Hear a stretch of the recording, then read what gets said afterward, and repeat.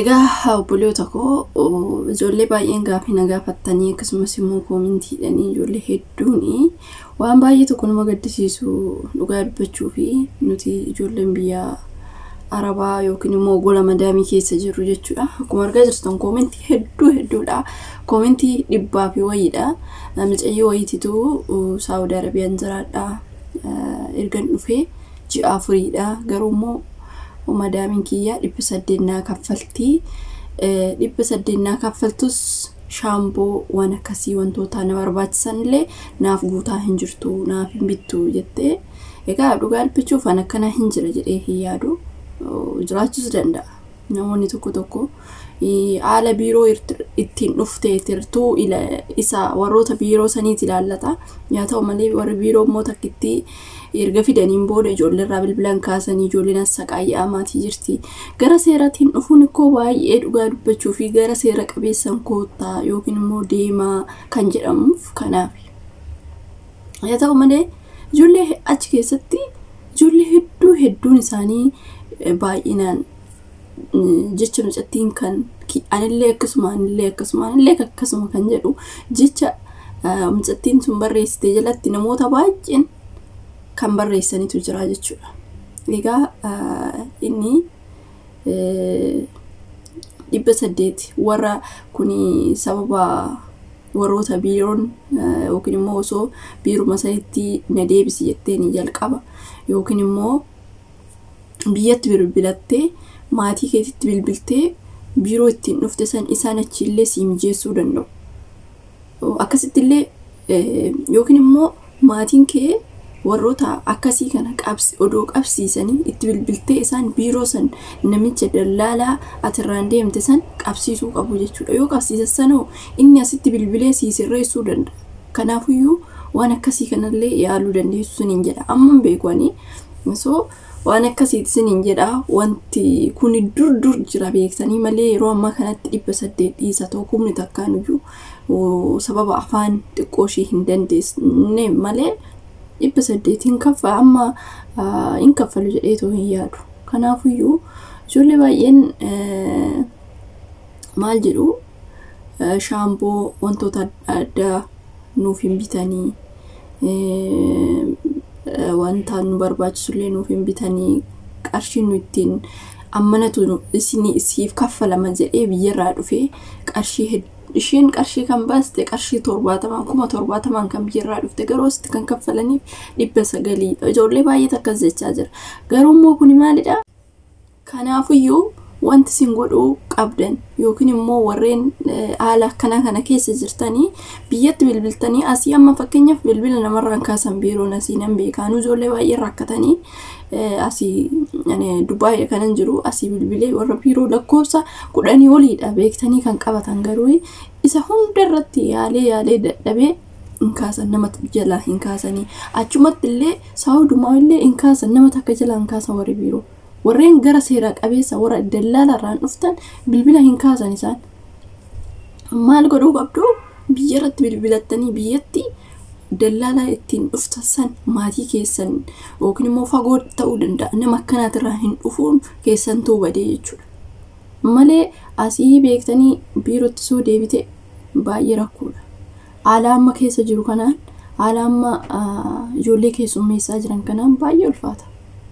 Haala ijoollee amma biiroo san keessaa ba'anii ijoollee sammuun isaanii kan tuqametu jira jechuudha. Biiroo Saawudi Arabiyaa keessatti ijoolleen achi keessa turtanis hin beektu waan achi keessatti ijoollee gochaa jiranillee warreen argitanii jechuudha warreen ijoolleen haaran. Kanaafiyyuu sababa tokko malee ijoollee dabaddabuu warroota seeraa ala dhufaniidha jechuudha. Seeraan ala odoon taane maaliif dalalatu ergeekaa osoo beektanii biyyarraa gara seera qabeessaan gara mootummaatiin kaffaltii akka maleedha kan dhufan. Ijoolleen isin dhagahan dalalarraan hin dhufinaa, dalalarraan hin deeminaa, irraa of eeggannoo godha yoo jedhanii hin dhagahan. Kanaafiyyuu warroota boodafuyyuu dhufu kuni beektanii hin dhoksu bakka.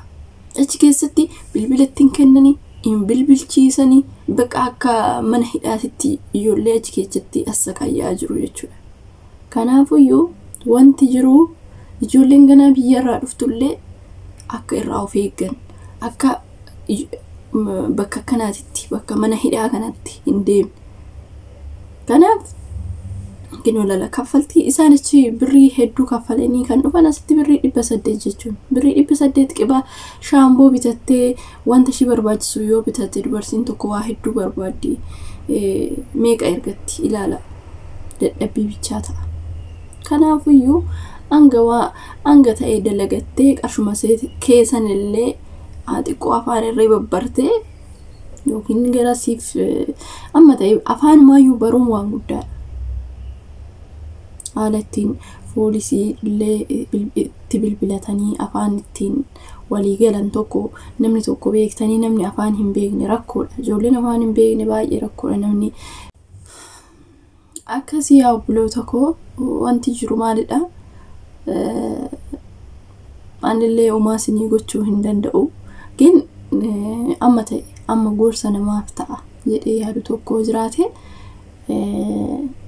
waan akkasii gochuun biyya irratti bilbiltanii maatii keessan irratti bilbiltanii warri biiroo biyyarraa isin ergeessuun isiniif sirreessuu danda'u. Akkasitti yoo ta'e malee tole hin jedhan biyya kanatti bilbila namarraan kaasan biiroon kamiyyuu tasa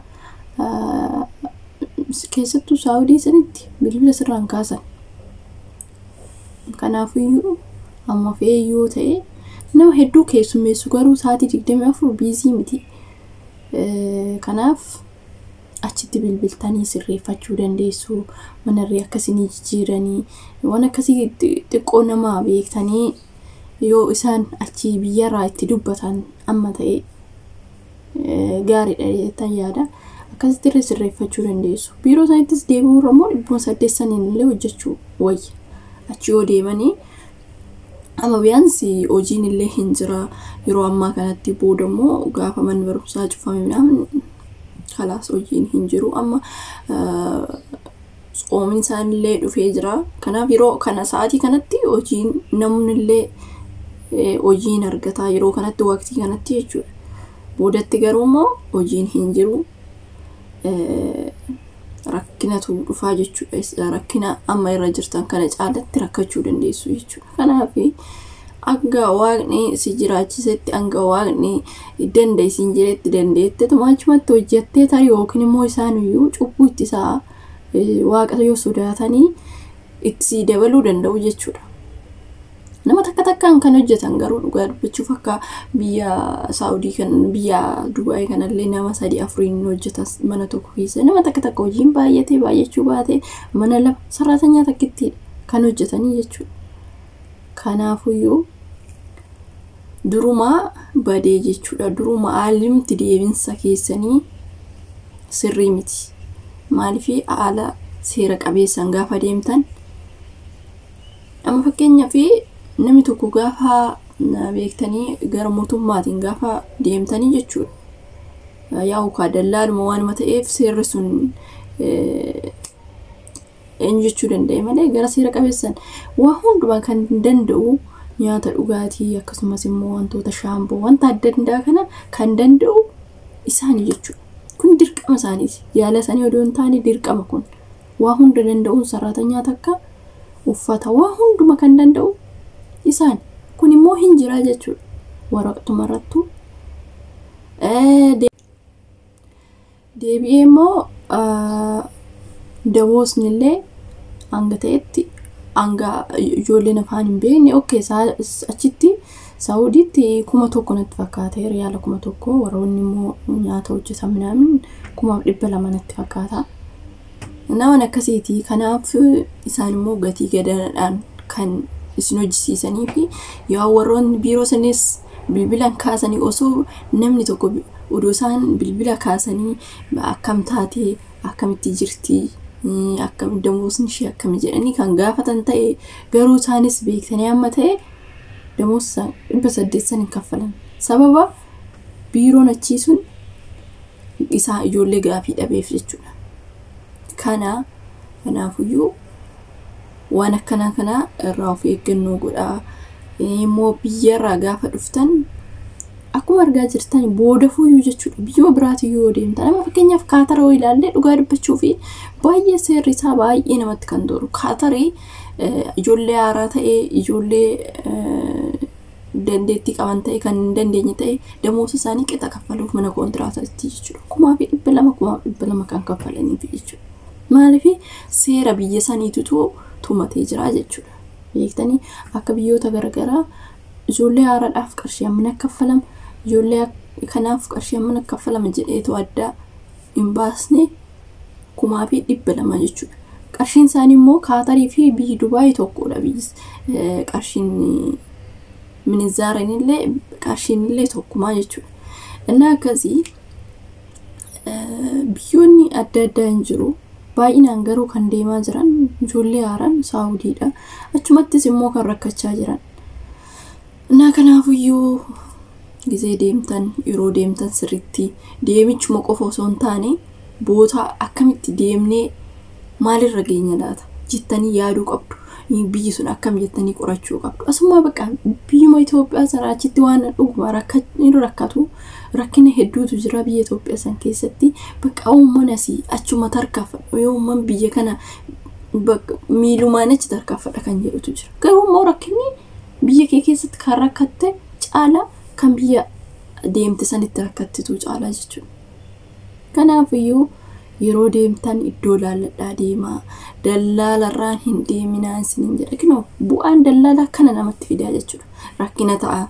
Damoosa gadi bu'aa namaaf kaffalu yeroo sanitti namni gaafatu hin jiru. Odoo seera qabeessa ta'ee dhugaa dubbachuuf hanga guyyaa ati eenyu jettutti si gaafatu bilbilanii jechuudha. Inni akkasiniin jedhaa turtii gaarii qabaadhaa viidiyoo biraatiin.